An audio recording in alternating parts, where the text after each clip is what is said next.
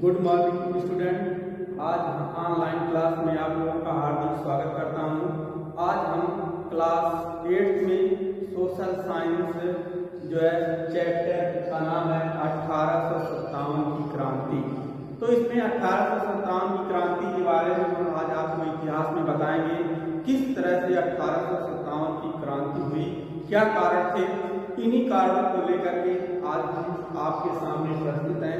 आप देखेंगे जो 1857 की क्रांति आप देखेंगे, इसके पहले किस तरह से भारत में आप देखेंगे अंग्रेजों ने भारत पे अपनी सत्ता जमाई।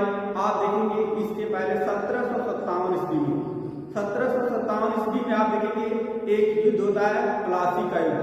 कौन सा है? प्लासी का युद्ध आप देखेंगे 1757 ईस्वी में प्लासी का युद्ध होता है। इसमें आप देखेंगे जो अंग्रेजों की तरफ से उस समय शासक था वह लॉर्ड क्लाइव था, और भारत का जो गवर्नर थे जो उस समय आप देखेंगे उस समय बंगाल के वह थे सिराजुद्दौला। इस तरह से आप देखेंगे प्लासी का 1757 ईस्वी में रॉबर्ट क्लाइव और सिराजुद्दौला के बीच होता है। इस युद्ध में आप देखेंगे क्योंकि इसका कारण था प्लासी का युद्ध का कि आप देखेंगे वे लोग जो भी थे व्यापार करने के लिए अंग्रेज आए थे, ईस्ट इंडिया कंपनी आई थी। व्यापार के माध्यम से वे लोग अपना व्यापार कर रहे थे, उपनिवेश स्थापित करके लोग कर रहे थे। लेकिन वे लोग जबरदस्ती आप देखेंगे भारत में आकर के किले बनवाना शुरू कर दिए। अंग्रेजों ने, ईस्ट इंडिया कंपनी ने किले बनवाने कर दिए शुरू और बिना कर दिए व्यापार करने लगे। इस तरह से आप देखेंगे भारत में वे लोग इतनी अराजकता फैला दिए थे। और आप देखेंगे लेकिन आप देखेंगे जो सिराजुद्दौला के फूफा थे अर्थात मिर्जाफर, उन्होंने जो है अंग्रेजों की कूटनीति में आ गए और अंग्रेजों की कूटनीतियों में आने के कारण अपने ही जो है सिराजुद्दौला को जो है वह हरवा देते हैं, क्योंकि वह उस समय युद्ध चल रहा था। वह मुख दर्शन की बात खड़े थे और सिराजुद्दौला की पराजय हो जाती है। इसलिए क्योंकि आप देखेंगे उनको लालच दे दिया गया था अंग्रेजों के द्वारा कि हम आपको मिर्जाफर को आपको बंगाल का गवर्नर या गद्दी पर बैठा देंगे, जिसके कारण इन्होंने क्या किया कि वह उसका बातों को सुनकर अंग्रेजों की बातों को सुनने के बाद इन्होंने राजी हो गए। और सिराजुद्दौला को कुछ भी पता नहीं था, युद्ध के दौरान मुख दर्शन की बात कर रहे। अगर उसको पता चलता कि ऐसी घटना होने वाली है तो वह सजग हो जाता और ऐसी स्थिति आने की नहीं होती। लेकिन एक ही व्यक्ति के कारण देखेंगे हमारा देश यहीं से अब धीरे धीरे गुलामी की जंजीरों में जकड़ता गया। अगर वही आदमी ऐसा नहीं करता तो आज हमारा देश गुलाम नहीं होता। और 1757 में इस युद्ध के बाद देखेंगे अंग्रेजों का बंगाल में धीरे धीरे कब्जा होता है। इस तरह धीरे धीरे करते करते लोग पूरे भारत में आक्रमण कर लिए। और 100 वर्षों के अंतराल में आप देखेंगे जिस तरह से भारतीयों का उसने शोषण करना शुरू कर दिया था, शोषण करते करते एकदम बिल्कुल जनता धीरे धीरे एकदम खोखली हो गई थी। और जिसके कारण से यह 1757 ईस्वी में एक क्रांति का रूप लिया, जिसे हम 1857 की क्रांति कहते हैं।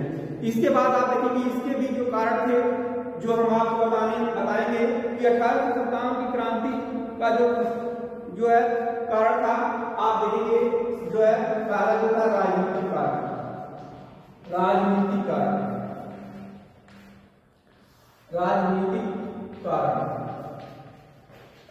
कारण में आप देखेंगे पॉलिटिकल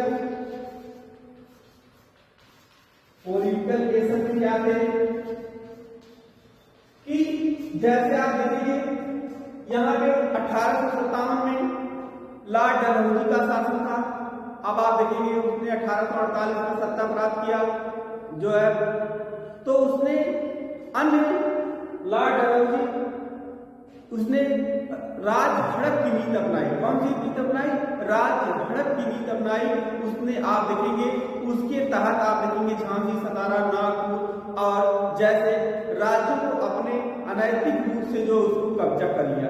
इसका मतलब क्या था कि जिसके पास अगर कोई राजा है उसके लड़के नहीं है तो उसके मतलब गोद निषेध अधिनियम कर दिया गया, लागू कर दिया गया था। कोई भी किसी को गोद नहीं मिलेगा और उसके राज्य को धीरे धीरे करके इसी तरह से उसने गलत तरीके से राज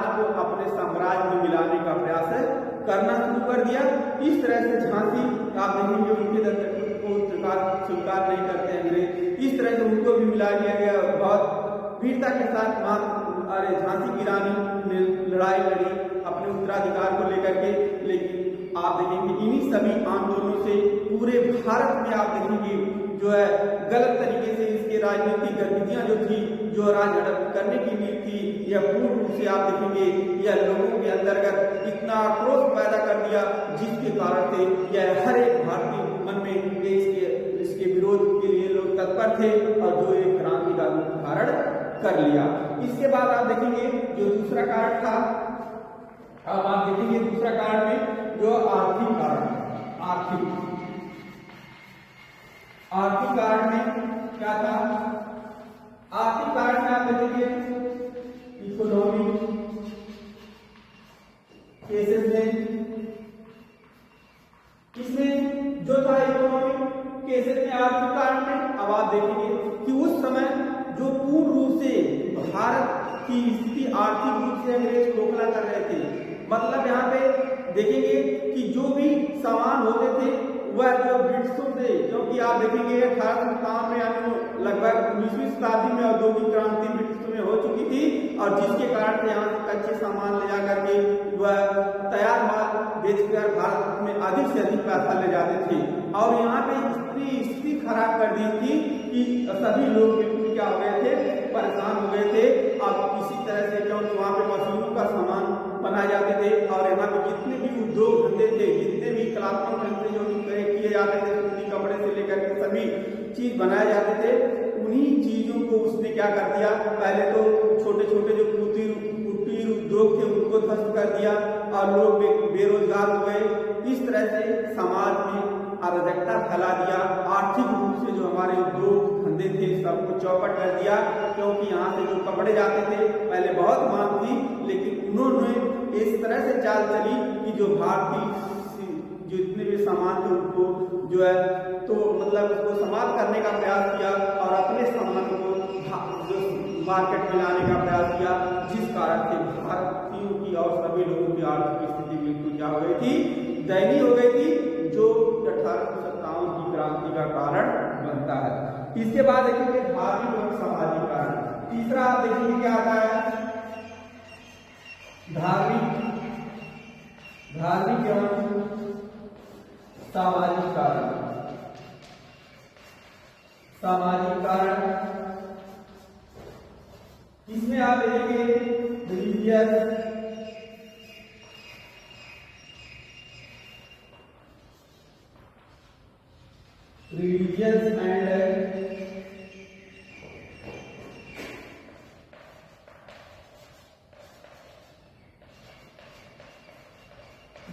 एंड सोशल केसेस में, इसमें क्या था, सामाजिक और धार्मिक कारण।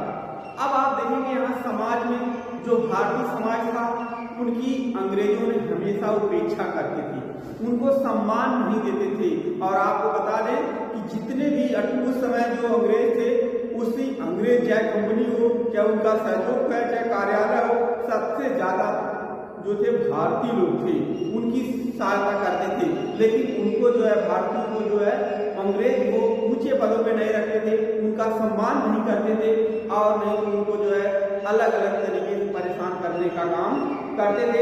और आप देखेंगे इस तरह से उनके जो धार्मिक भावनाएं को भी ठेस पहुंचाने का उन लोगों ने काम किया। जो धर्म के नाम पर लोगों के अंतर्गत जातिगत भेदभाव करते थे, ऊंच नीच करते थे। और आप देखेंगे वे लोग अलग तरीके से लोगों को धर्म परिवर्तन करा रहे थे, जिसके कारण से यह जो उनकी जो समाज में ये इतना बड़ा जो है भेदभाव का परिवर्तन, ऊंच नीच के परिवर्तन थे, यह जो समाज के लिए बहुत बड़ा खतरा था, जिसके कारण से यह भी एक कारण बनता है कि सामाजिक और धार्मिक कारण।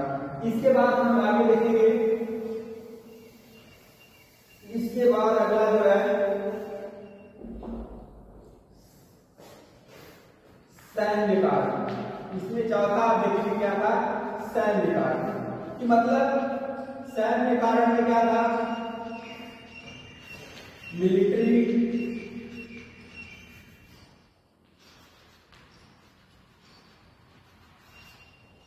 केसेस में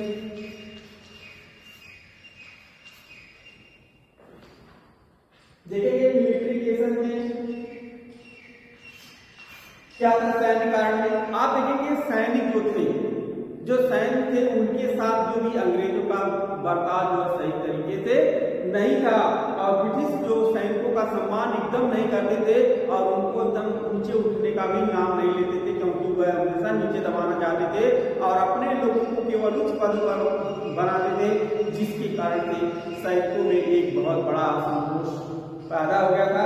जो आप देखेंगे जो ऊंचे पदों से लेकर के उनको निम्न निगाहों से देखना, उनको सम्मान नहीं देना, जिसके कारण से यह सैनिक असंतोष बहुत तेजी से बढ़ गया था और जो कि आप देखेंगे यह एक कारण बनता है। इसके बाद कुछ कारण आप देखेंगे तात्कालिक कारण। क्या है तात्कालिक कारण?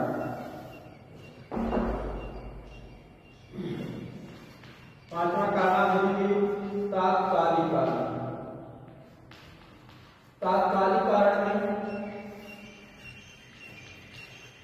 इसमें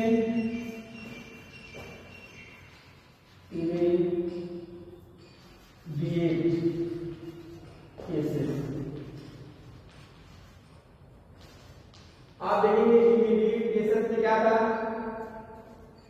इमीडिएट केसेस में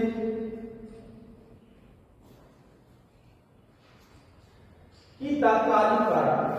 अब आप देखेंगे तात्कालिक घटना आती है क्या कि उस समय इस सैनिकों में अफवाह फैल गई कि जो हमारे धर्म है, जो मतलब सैनिक जो थे वो सोच रहे थे कि हमारे धर्म को अब धीरे धीरे यहाँ पे धर्म भ्रष्ट किया जा रहा है और इस तरह से जो उसमें जो आप देखेंगे एक नई राइफल का प्रयोग किया जाता था सैनिकों के द्वारा, उसमें जो गाय सुअर की चर्बी युक्त कारतूस लगाए जाते थे कि जो उनको जो दागने से पहले वो कारतूस को दांत से खींचना पड़ता था और फिर जो है उसको भर करके दागना पड़ता था। तो इस तरह से उन लोगों के अंदर ये भावना पैदा हो गई कि अब हमें जो है धार्मिक तरीके से भी जो भ्रष्ट किया जा रहा है, क्योंकि आप देखते हैं गाय और सुअर, उसमें गाय की जो चर्बी थी उसको गाय जो हिंदुओं के लिए महत्वपूर्ण है और सुअर जो उनके लिए, तो इस तरह से जो सुअर और गाय की चर्बी लगे कारतूस प्रयोग किए जाते थे उनको जो है लोगों के धर्म भ्रष्ट कर रहे थे, जिसके कारण इसका तात्कालिक कारण बहुत तेजी से बढ़ा कि हिंदू मतलब जो हिंदू धर्म को और मुस्लिम धर्म को भ्रष्ट किया जा रहा है, यह अंग्रेजों के द्वारा यह बहुत बड़ी चाल थी और इस तरह से अब उन लोगों के अंतर्गत यह बर्दाश्त के बाहर चली गई बात। और आप देखेंगे उस समय जो है और धीरे धीरे उस समय जो क्रांति का रूप बढ़ता गया और 29 मार्च 1857 में आप देखेंगे मंगल पांडे जो थे कारतूस प्रयोग करने से क्या कर दिए, मना कर दिए। तो देखेंगे जो है मंगल पांडे जो थे, कौन थे? मंगल पांडे जो थे, मंगल पांडे में आप देखेंगे 29 मार्च और 1857 में आप देखेंगे इन्होंने जो है कारतूस चलाने से क्या कर दिया, मना कर दिए। लेकिन फिर उनके जो अधिकारी थे वे उनको दबाव बनाना चाहते थे, उन्होंने उसी वक्त आप देखेंगे धड़ाधड़ 3 लोगों को गोलियों से उड़ा दिया। इस तरह से जो अधिकारी थे समाप्त हो गए और इस तरह से एक तरह क्रांति की भावना लोगों के अंतर्गत बना गई। और 9 मई 1857 को आप देखेंगे करीब 85 सैनिक जो थे उसने भी जो है क्या कर दिया, उसने भी जो है युद्ध करने से मना कर दिए और इस तरह से उनको लेकिन 10 साल के लिए जेल में डाल दिया गया। और इस तरह से आप देखेंगे जो है क्रांति हुई 10 मई 1857 को पूरे भारत में फैल जाती है। इस तरह से आप देखेंगे यह एक उग्र रूप ले लिया और इसे ही भारत का जो प्रथम स्वतंत्रता संग्राम को इतिहासकार कहते हैं। प्रथम राष्ट्रवादी आंदोलन था जो भारत को स्वतंत्र कराने के लिए जो है एकदम उग्र था और इसी आंदोलन के चलते धीरे धीरे आप देखेंगे लोगों के अंतर्गत एक तरह से भारतीयता, राष्ट्रीय की भावना जो है राष्ट्र के प्रति प्रेम की भावना लोगों के अंतर्गत आ चुकी थी, क्योंकि इतना शोषण से लेकर राजनीतिक, आर्थिक, सामाजिक, धन, सैन्य शक्ति में धर्म के नाम पर जो थी सभी बातें जो है उनको अब जो है एक तरह से अपने आजादी के लिए प्रेरित कर रही थी कि किस तरह से हमको अब भारत को मुक्ति दिलाना है और अंग्रेजों से छुटकारा पाना है, अब इनके दबाव में हमको नहीं रहना। इस तरह से ऐसी भावना ने 1857 की क्रांति को जन्म दिया और इस वीर सिपाही सैनिक मंगल पांडे के द्वारा जो है इसकी शुरुआत होती है। और इस तरह से आप देखेंगे इनको भी जो है फांसी दे दी गई 1857 ईस्वी में। इस तरह से आप देखेंगे यह आंदोलन बहुत ही भारत के लिए जो है अच्छा सिद्ध हुआ और आगे चल करके इन्हीं लोगों के प्रयासों से धीरे धीरे अब एक तरह से क्रांति की भावना लोगों के अंतर्गत पनपती गई और आगे चल करके सभी महान पुरुषों के सहयोग से हमको 15 अगस्त 1947 में हमको आज़ादी मिली। धन्यवाद।